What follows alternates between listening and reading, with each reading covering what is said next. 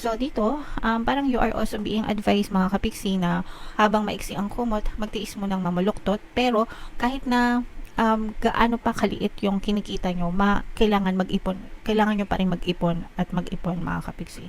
Lalo na kung may mga utang kayo, unahin nyo munang bawasan yung mga utang nyo, bayaran yung mga utang nyo mga kapiksi, no? Para makahinga-hinga kayo ng maluwag guys.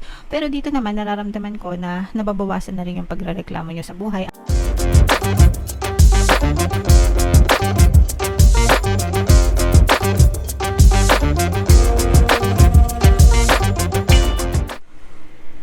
Hello guys, hello Libra, welcome back to Pinoy Pixie Tarot. Happy 2025 sa inyo mga kapixie.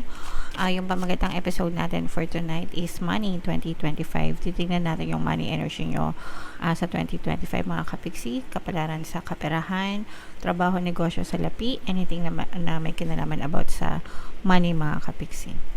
And yung inyong 2025 kapalaran guys sa bawat zodiac sign naka-upload na sa YouTube natin. Hanapin nyo na lang yung video para sa zodiac sign nyo. Nasa homepage lang guys. So ito yung ating money manifesting technique for you Libra. Spend gladly. Keep money flowing toward you.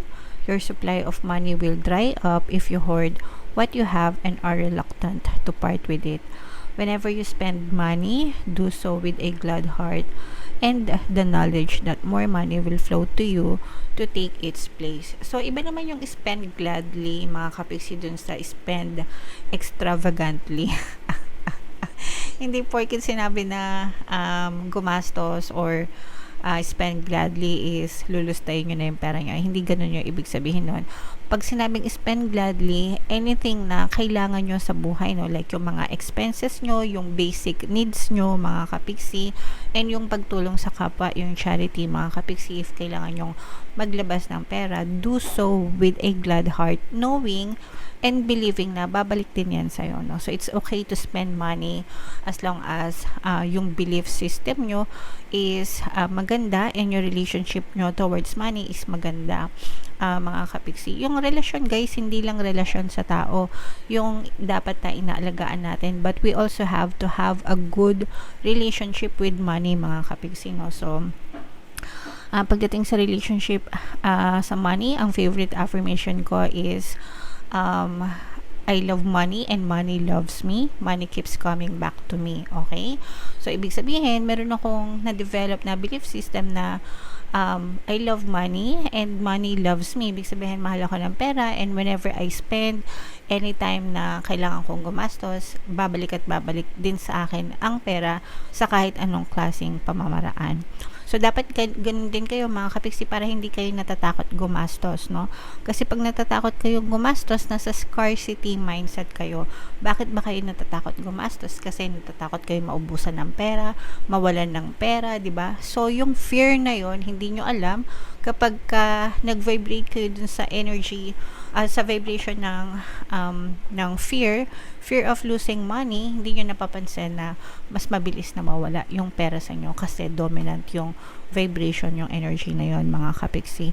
Again guys, whatever we focus on manifests, no? Kahit positive pa yan, kahit negative pa yan, kapag nakafocus yung attention nyo dyan, yun yung magmamaterialize or magmamanifest sa buhay nyo, mga kapiksi. Okay?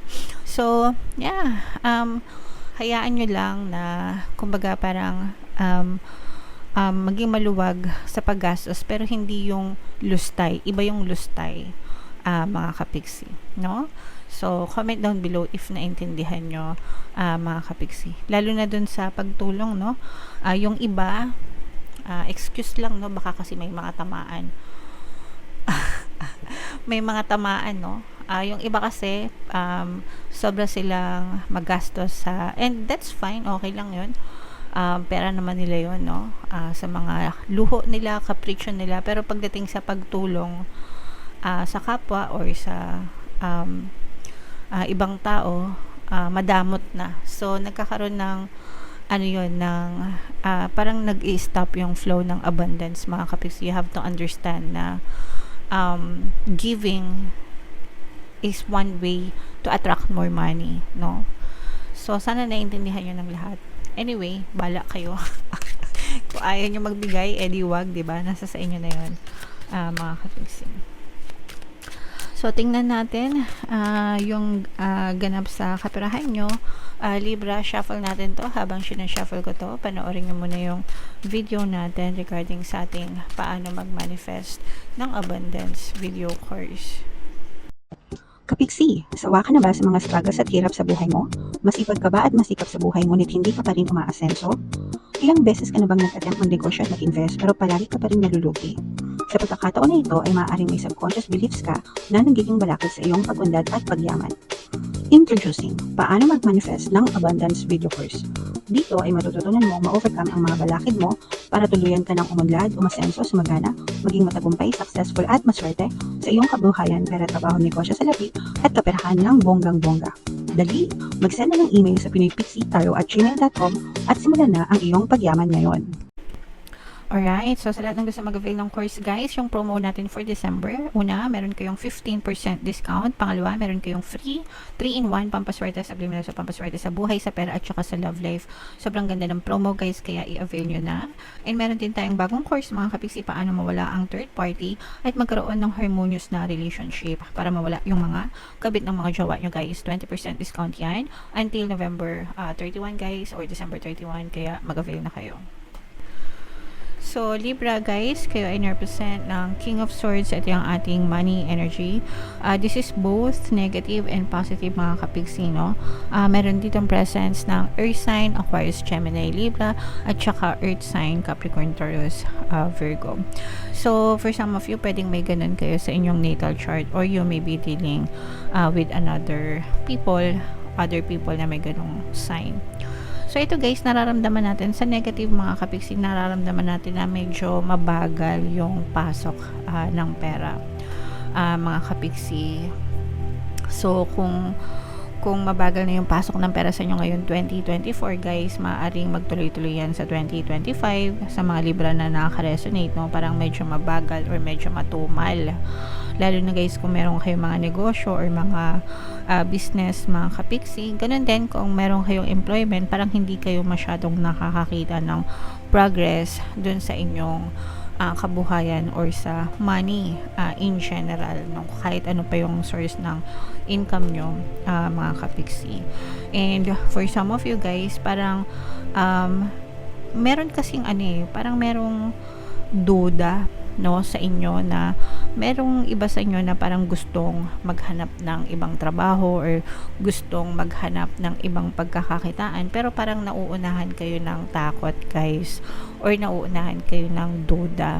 For some of you, lalo na yung mga kulang sa confidence, mga kapiksi, parang medyo na bumababa yung confidence level nyo, ganyan, or mababa yung confidence level nyo, na nakaka-apekto para mag-take kayo ng mga risks, ng sugal, mag-take kayo ng mga bagong challenges na pwedeng mapakinabangan nyo or pwedeng mag-contribute sa inyong success at tagumpay in the future.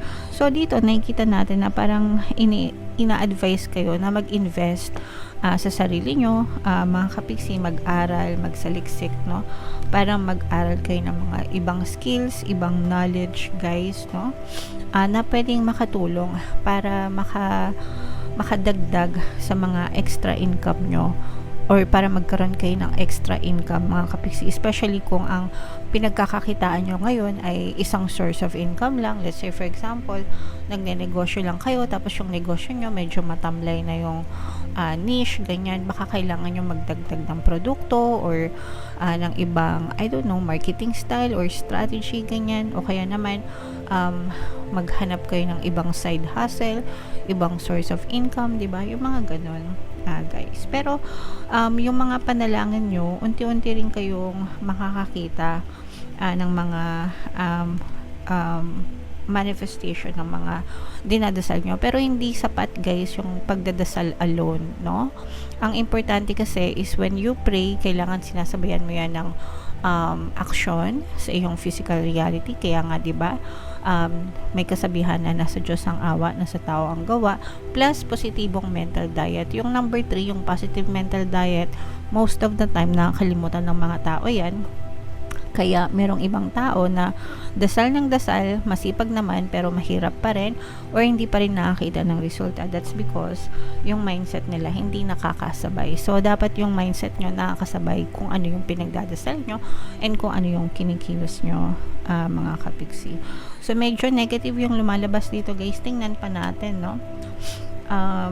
Ayan, so nakikita natin na medyo may kagipitan, mga kapiksi. You have a lot of blocks actually, no? Parang may mga balakid kayo guys, yung mga negative emotions, mga kapiksi, at saka marami din kayong stress and toxicities.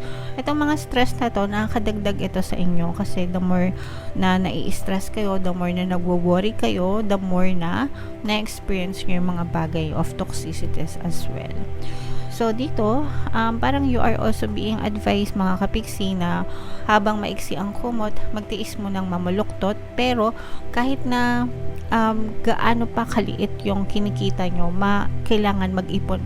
Kailangan nyo pa rin mag-ipon at mag-ipon mga kapiksi.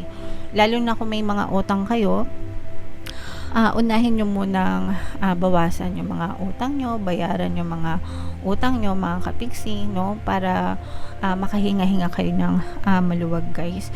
Pero dito naman nararamdaman ko na nababawasan na rin yung pagrereklamo nyo sa buhay. Actually dapat talaga inaalis nyo yung pagrereklamo nyo kasi nakaka-contribute iyon sa inyong mga balakid when it comes to money mga kapiksi.